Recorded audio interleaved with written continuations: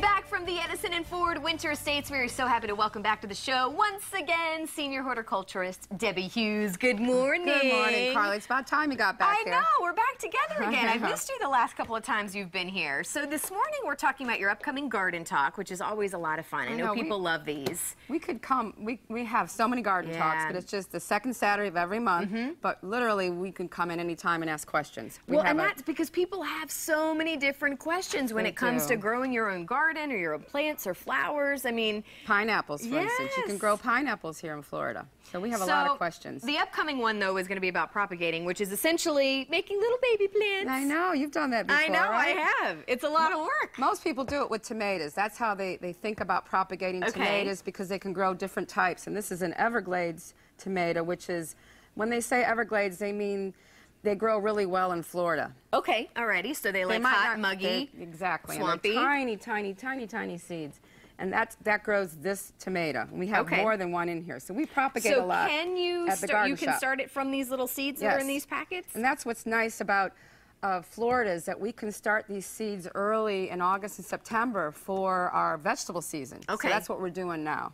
Now, when you, forgive me for my ignorance, but when you go to plant a tomato, do you need all these seeds? Does it just take one seed? Do you just takes one put out a bunch? One seed to make this tomato, but we put in a couple, not thinking that some of them wouldn't work. And look, they all kind of came up. But these are much smaller. We'd have to cull those. That's what they call it. You take those out.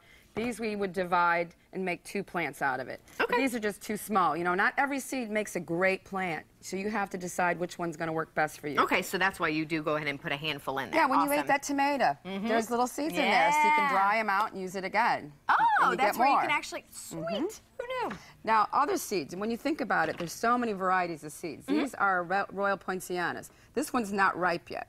It is still too green. So when you harvest seeds, we're going to tell you how to harvest them. You have to also, if you like the tree, you get the seed from that tree. You just don't get any old seed from any tree that's not a nice tree. Because Royal Poincianas are all variable, so you get one that's really good. It's like good stock. Okay. When can you get them from? Did they have to be in their peak or in their prime? They have to start to look brown like this. This one's been opened already, and then the seed. This is a seed pod. The seeds come out of here. Are there a bunch of seeds all in these little ridges? And they're gone now. Okay. So we started some, and this is what you get from that little seed in there. But this is a seed pod. It protects the seed while it's forming. Huge seed pod. I know. And the way to open it, you have to saw it basically open. It's very hard. So all these things we're going to learn at the garden talk about how to start roses, for instance. You start those in the fall. You start those at a different time. Yeah, so here we are at the end of July. I mean, what would people be, getting ready to start planting? What would be a good... Pineapples can be started just about any time. Like, I'm going to show...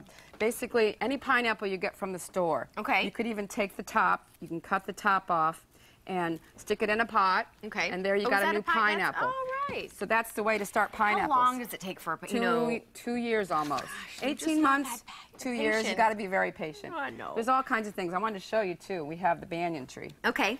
Now, not everybody should grow a banyan tree. Okay. Who should not grow one? You know how, well, if you have a small piece of property, Carly, forget it. Usually when people come into the garden shop, they say, oh, I want a banyan tree. Those seeds are so tiny. We start them in little sphagnum moss. So we're going to teach people how to start things, but we don't suggest you start a banyan unless you have at least 5 acres. Okay. Because you know how big our tree is. Yes, oh, I know. And there's a picture of Janice showing our Everglades tomatoes, and that's our propagating nursery. Now, we start a lot of things. A little bit and not go ahead and just start with the seed? Like, can't you go ahead, like a tomato, you can do cuttings. Go ahead and, start there? This is a plant here where we just basically cut off the ends and stuck it in dirt. And you got a new plant, and this is Dorianthus. This is a great plant for hanging over the sides of pots. Yeah, it's beautiful. And it does feel, it's kind of succulent. Yeah, I like it. They call it ice plant. Doesn't it feel kind of cold?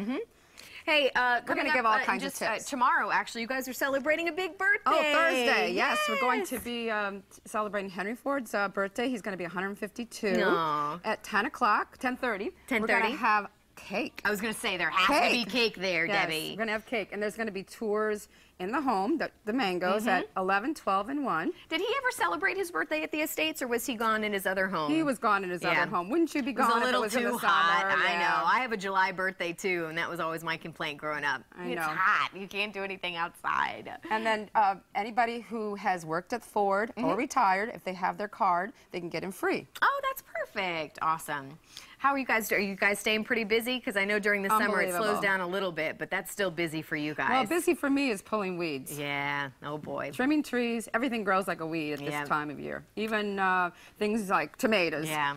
Well, go to the upcoming Garden Talk August 8th. That's when it's going to be. And 10 a.m. We'll anybody see you there. can go. You don't have to be a member of the estates to go, right? Nope. And the garden shop is always open too. Okay. You can come and buy plants. We have unusual things. That's why we start everything from cuttings and air layering. There's all kinds of propagating methods that people can do at home. How cool is it to say, hey, I got this from the estates, and you feel like you have a little piece of the estates of Edison and Ford there with you. That's what we do. Celebrate his birthday that way, I think. All right, thank you, Debbie. Thanks, Carly. We love when you're here. You. We'll send it over to Steph.